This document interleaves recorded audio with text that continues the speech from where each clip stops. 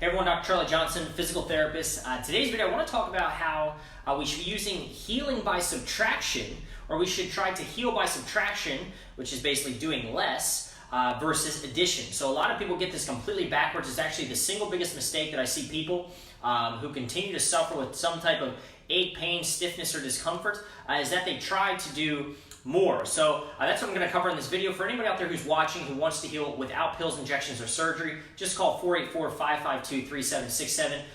Would love to help you out. All right, so what is this idea of healing by subtraction? What do I mean by that? So I had a gentleman come to see me today. He brought in the typical sheet of exercises that we flip through, right? He's doing like 15 different exercises, and 4 to 5 times a week he's doing an hour routine to help solve his back problem. Well, he's meeting with me because that has not been successful. So he sort of mentioned and he stated, hey, I just felt like, the more variety of things I could do, and the more that I could do, the better chances I had of healing. So I want to kind of walk you through how I coached him and what that would look like, and a recommendation for anybody out there who's dealing with some type of chronic ache or pain or just any type of discomfort and wants to gain some clarity and focus. So this is chaos, right?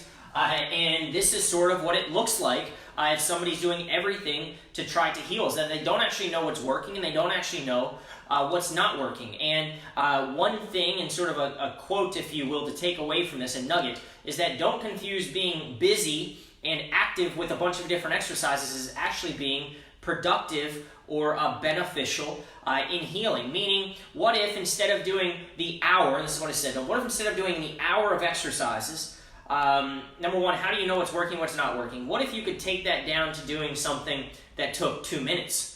Right? I said, do you like to do the hour routine? He said, no, I just do it because I feel like the more that I do, the better chances I'll have to heal. So everybody wants more when they're in pain. They want more imaging. They want more opinions. They're on Google looking for more answers. They're going to, many different people, and they're getting all of this feedback. They're getting more information and knowledge, but knowledge is only, people say knowledge is power. I don't really believe that. At the end of the day, I believe knowledge is potential power. So you have to apply it in the right way. So, it's more exercises. You go to PT and what happens? You do one exercise, you do 5 exercises to start, and the next time you go back, you add 2 of them, and then you add 2 more, and before you know it, you're doing a whole hour routine. But the question is, again, on behalf of the person working with you and on your behalf, how do you know it's actually working or not working? So I used this example before. My wife, she's a good cook, but she might just like throw this in or put a little spice here or whatever, right? And she does all this stuff, and then it's like, hey, this tastes really good, but how did you make it, right? And she doesn't know, so she can't replicate it. And that's really troublesome, right? Is that a lot of people rely on other people to fix them, and it's great there in the moment, but then they can't do anything about it on their own. They don't actually understand any concepts. So when people are coming to PT, the first thing they want to know is, what is the exercise for back pain? Well, I'm happy to show people, an exercise if they're having trouble, and that's going to be likely part of the treatment plan.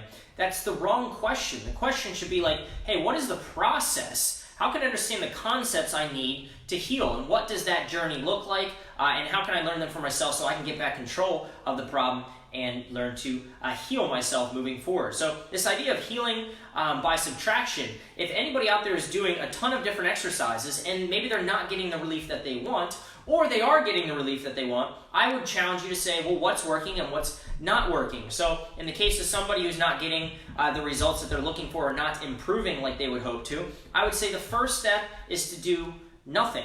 That in and of itself is an exercise for people who chronically want to do everything. So the first step for people who are doing everything, going nuts, right, is to do nothing. So you don't know what light is without dark, right? You don't know what hot is without cold. So we use extremes in our experiences and in life to understand, both extremes and to understand what's in between it. So, without one, we don't really understand or have a concept or a construct to understand the other. The same thing in rehab. So a lot of people just hammer and they think that, oh, this didn't work, I'll try this, I'll try this, I'll try this, and before you know it, they're doing a bunch of different things. And they're so used to doing that, and they're so used to that concept of, well, the more I do, the better it will feel, or at least that's the thought, and they just end up generally not very happy, and their time, energy, and money is exhausted because they've been going down that path. So what is the opposite of doing everything?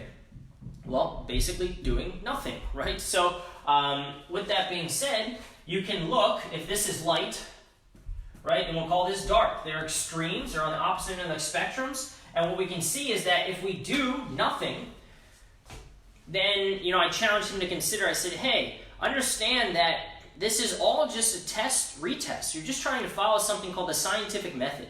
And this is something that most people, practitioners, healthcare providers don't do well, meaning it should start with a hypothesis. This is what we think, bless me, this is what we think is going on, and therefore we're going to test it, right? And then based off of that test, or that movement, maybe it's an exercise that we're using to test to see if it's going to help, then what is the result? Is it same, better, or worse? So just get that nobody has a perfect solution. We know based off experience some things work better for other people, but at the end of the day, consider that, and this is to be completely non-emotional. People in pain get emotional, and I get it, and maybe you watching if you've been there, but take that out of the equation and just say, look, there's really only 3 responses to treatment. I'm feeling the same, I'm feeling better, I'm feeling worse. I'm getting closer to where I want, or I'm getting further away from it, or I'm not moving at all. So then consider that if this was the solution, if the question is like, hey, I wonder if all this stuff will work, and this is what you're doing, you're adding things to the equation, and you're not getting to where you want, consider that, it's no big deal by the way, that that's just not right. If it was the answer, then you would be getting to where you wanted to go. You probably wouldn't be watching this still. But then consider that doing nothing or doing less, or that 99% of this hour-long program he was doing, or maybe a program you're doing, is highly ineffective and not giving you the results. And that maybe just 10 to 20% of those specific movements are giving you 80% of your relief, but you don't know that. You could be doing 50 different things, and again, a small portion of those things are meaningful. So if you're through this test-retest model, so if you go to PT and you go in and they ask you how you're doing and you say, oh, I'm doing pretty good, right? Well, that's just, that could be because it's 65 and sunny out, or you could be feeling bad because it's raining. Instead, you need to get a baseline of how you're doing. Give it a number 0 to 100. 0 is nothing, 100 is like, the worst problem ever. It could be stiffness, lack of motion. It could be, just discomfort or yuckiness as you move into a certain position. It could be a feeling of weakness. It could be pain, whatever. But you got to start and score it. And then, as you go, and most people, they'll throw you on a bike, or they'll start with one exercise. And then once you're done with that, they'll hand you a ball and you'll do the next one. And then you'll lay on your side and you'll do a band. And you'll do all these things, but you never come back to then testing after every single exercise what happens to that number. Does it get better? Does it get worse? So the idea is if you could find that specific number, right, then you could stop there. And what if you had that one thing that you could just do over and over and over again and bring you relief, right? I guarantee that, again, 80% of what people are doing out there is not tested, and therefore the result of it is not known. It's not actually known if it's helping or hurting. It's just part of the equation. I got better because of all of this junk, but not actually sure what part of that junk or that process actually gave the solution. So doing nothing. This person's stomping around in sort of a muddy puddle. The lake's really choppy. The water's really choppy. We're not sure, what's going on there. We can't see clearly. Doing nothing gives us a super clear picture. Like you go outside, you look at a lake, and the water is crystal clear, and it's perfectly flat. It's completely calm, right? You can start to see, like, oh, there's one fish that jumped over there, or, oh, there's something that popped up over there, right? You can gain some clarity, and kind of through that calmness and that stillness, you can assess the effect of what happens when I throw this one rock. Where do the fish scatter? Where do the ripples go, right? And you can start to assess a cause and effect relationship. But without knowing what doing nothing does, and getting a fresh baseline, then you don't have anything compared to. So often people, what you'll find is that when they do everything, they're not getting where they want to go, but then when they do nothing, they actually do better because they're stopping the things that are ticking them off. So if there's an angry bear and you're poking it continually, it's going to continue to get pissed off, right? So once we do nothing, that would be step one. Then what we can do is, it might not even matter. You could take maybe one exercise that you feel out of all these things you've been doing. You could take just one of these things and you could implement it. And you could say, hey, I'm going to first get a number. I'm going to find a motion that doesn't move too well. Maybe it's bending forward to touch your toes because your back hurts. Maybe it's turning your head because your neck hurts, or raising your arm because your shoulder hurts. Whatever it is, you're going to get a number, get a baseline, all right? And then you're going to do that one specific movement. And you might do it for 20 reps, a couple sets of 20 reps, or you might hold it a certain amount of time. Or you might just do it for 30 to 60 seconds. It doesn't really matter. Just take the concept, all right? So then you're going to do something. We'll call this A, and that's the specific movement. And then what you're going to do with that one thing is you're going to then say, what happens? So what's the number? Do the same movement that bothered you before doing that thing, and then do it afterwards. And if the number gets better, well, there's a simple rule. If something helps in life, do it again. Right? So then you're going to do it again. And then you're going to see this number get even lower, and do it again if it continues to get lower, and so on and so forth. Right? So this is how you systematically test what can help you and what maybe potentially able to help you heal versus that which is just a waste of time. Imagine you went to a massage therapist and they do the whole body, and you get up and you feel okay. Well, right, so you paid for an hour session. Well, what if they just pushed on one point in the neck and allowed your shoulder to go up better than it ever has? Well, they wouldn't know that because they pushed on that point and that point and that point and the point in the legs, and they're rubbing your glutes and they were all over the place, right? And then you get up and you're like, oh, I feel pretty good. Well, imagine if, again, 2 seconds into the, 2 minutes into the session, they were able to find one spot, and then they were able to systematically retest all the different spots that they were working on to find which could give you the most relief. And then they could just stop. 5 minutes, your session is over, you got the relief you want, and now you know. And then they could teach you something to replicate that same exact thing that gave you relief on your own at home. So that's the power of using sort of this retest, a very methodical, systematic approach to trying to heal. It can be hard because people get caught up in the emotion of being in pain. But if you assign numbers, you do nothing as compared to doing everything, and you get a baseline, and you're willing to work through the process, you can find what works for you and what doesn't work for you. So, right, it's a perfect way to go through your current program, and you might notice, oh, I'm going to pull out this one. We'll call it B. You get a number, you do B, and you realize, oh, wow, B actually made me worse, or B didn't do anything for me. And you try it again just to make sure it wasn't a fluke, and then you get a number, and oh, man, it's still just as bad. Didn't help.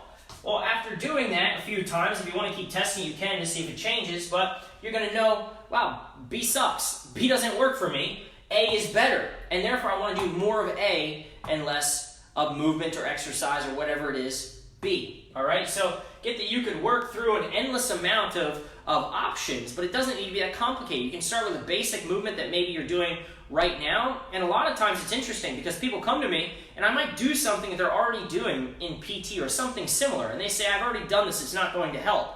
And I say, no, you've already done this, plus this, plus this, plus this, and all I did was take the 3 away and do the one that was most meaningful. I say, how do you know that if you were doing 4 things or 5 things total, how do you know that this is really the one that was helping, but this one was actually counteracting this one, and this one was counteracting it further, and this one was kind of helping it, but this one wasn't, right? So it makes me think like this little piggy went to the market kind of thing, right? So how do you know which one, again, was beneficial versus which ones were maybe counteracting that or not allowing you to heal, like almost reversing the effect of one of the exercises, so canceling it out. And you don't know unless you go through this process. So I want you to think about if you've been doing everything, or you're going down a path of learning more, doing more, going to see more people versus trying to stay clear and focused, gain clarity, right, in all this chaos.